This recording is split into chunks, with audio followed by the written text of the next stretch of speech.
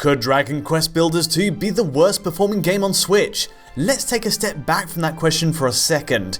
Here we have a truly beautiful game built on Unreal Engine 4, combining the block building mechanics of Minecraft with the colourful aesthetics and lore of Dragon Quest.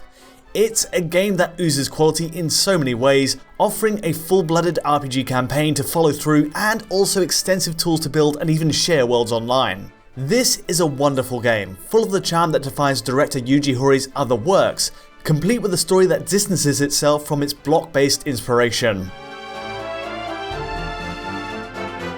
Developer Megaforce goes to town in using Unreal 2. The anime style is a focus and it's propelled by its cutting-edge toolset.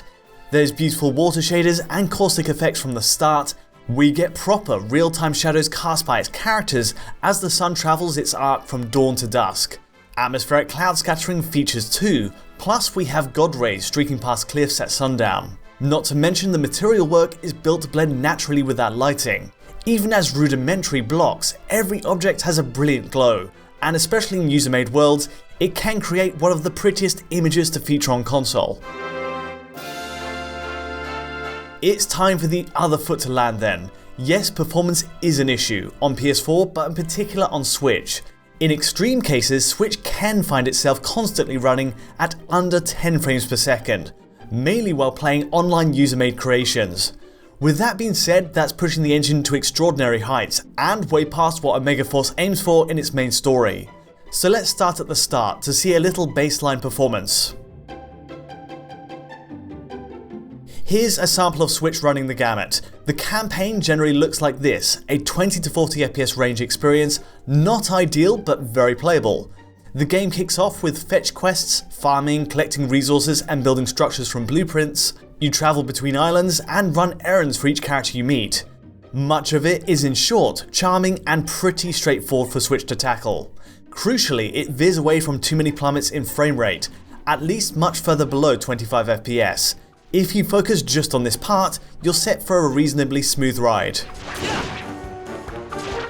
Switch does well here, VSync is engaged, though the downside is there's really no frame rate cap at all, leaving it to wander up and down the graph as it pleases.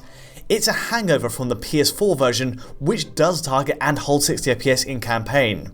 For Switch, it's far more variable, and ideally that frame rate should have been capped to 30. Of course, Dragon Quest Builders 2 has much more to show in the tools it offers the players though. The campaign revolves around open fields, where built-up cities aren't usual, at least in the first half. The other major part of the package is creating and sharing your worlds online though, and this is where the problem lies. Focusing again on Switch docked, let's dive into the most popular islands out there. You've got to applaud the commitment that goes into these. Giant castles and candy-themed cities are just the tip of the iceberg. Every day the board updates with a new set of top user-made levels. With the simple click of the right stick, you download a level and gawk at someone else's wild invention. Easily, this is the most exciting part of the game for me. The Switch hardware itself though, just isn't up to the task for a majority of the ones I've tested, and that frame rate slouches to some of the lowest points I've ever seen the hardware go to. Under 20 FPS? Yes. Under 10 FPS? Also very possible depending on the map. Here's the most extreme example. The lowest recorded average I've seen is 7 frames per second in this town centre, basically rendering a gorgeous slideshow. The design is incredible from what you can make out of it in motion. Dense with flower arrangements, glass windows and opaque water blocks on the fountain, it's overload for the system. It's also far beyond what the developer itself includes in the main story. All of that combines to hammer the Switch to its lowest sustained frame rate I've seen on console in many years, and moving to the first person view only makes the stuttering stick out all the more. As a way to benchmark Switch, it's remarkable. Putting the frame rate at the mercy of user-made creations isn't a new phenomenon. Minecraft has blazed that trail already. What's surprising in this case is there's no limits at an engine level to avoid a calamity in performance. There's no way to adjust the in-game settings for level of detail, which is a problem. Every block is rendered far into the distance without much cutback. Save for a distant fog, Switch's limits aren't catered for, and with the density built up as it is, no wonder we're hitting such lows. This is Switch in docked play. A side-by-side test with its portable mode shows little improvement though. Running through the same bit, there's only a minor variance in frame rate, but the basic reading is very close, in the 10 to 20 FPS range.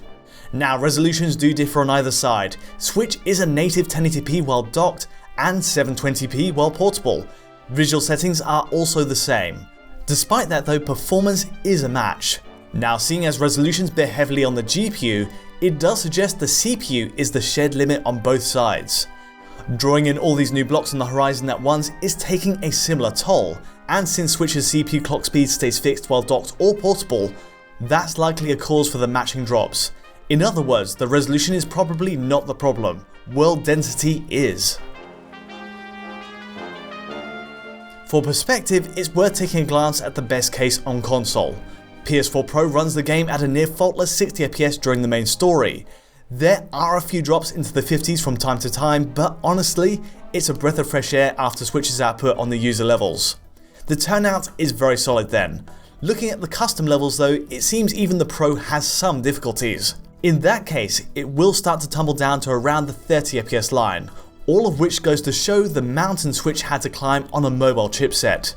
Unfortunately, there isn't an overlap, as far as I can see anyway, between the levels hosted on the PS4 and Switch servers, but it does give a general impression of how performance holds. In the worst case, PS4 Pro does have a similar crisis to Switch, though not to the same extent. The high teens is where it can drop to, around 17 FPS. The complexity of these levels isn't wildly different to those on Switch, but clearly it's a powerful workout for the system. Arguably, this would go down as one of the most strenuous games to hit PS4 Pro as well. So, how is this happening? Well, 2 years into the Switch's life, the console has been pushed to incredible results. We have proper ports of games like Rocket League and Mortal Kombat 11 on there, and all credit to it. It shows you can have a home console level experience, at least mechanically, with the right compromises in its visuals. Native resolutions are pruned back, ambient occlusion dropped, and texture quality is lowered, but the framework is still in place for a 60 FPS experience. What's going on with Dragon Quest Builders 2 then? Well, it appears to be too faithful to the PS4 edition in its settings. Switch offers almost the entirety of the visual feature set used on PS4 and PS4 Pro, with little in the way of cutbacks. Surprise, surprise, without factoring in the huge difference in power spec between them, that causes big issues on Switch. A visual comparison bears this one out pretty well. Here we have the full game running on version 1.61, Switch on left and PS4 Pro on right. Sony's enhanced machine gives the best way to play it now, since there's no Xbox One X or PC release to top it in GPU spec. The curious thing is though, PS4 Pro offers nothing in the way of 4K support and renders a native 1920 by 1080 image no matter what. That's the same result as base PS4. 1080p either side, and it's the same as Switch while docked of course. Two things are happening here. It's the case of Pro being underutilized in its pursuit of 4K support, meanwhile Switch is perhaps punching above its weight at 1080p. Each platform layers on a form of post-process anti-aliasing, but image quality wise, it's an absolute perfect match. There are a handful of differences. Firstly, shadow draw and small objects like rocks and trees are rendered much further away on Pro. It means you get a little more density with these slow panning shots from above, but in practice I genuinely didn't notice it in play. There's also high quality, sharper shadows on PS4 and Pro, while Switch has a softer, more diffused look. Again, it never sticks out as a negative while playing on Switch, and the game's visuals are ostensibly a match. The real heart of the issue is in the draw distance. Check out these panning shots. Pro and Switch each render out far into the distance, and cutbacks in draw aren't visible on Nintendo's handheld. Minecraft on Switch worked around this nicely by simply fading in blocks closer to the camera, avoiding the number of draw calls on the CPU. What we're left with on Switch is a seemingly no compromise edition in world scale, and it pays the price for it dearly. Small tweaks in shadows and object visibility don't cut it. It does need more to help it along.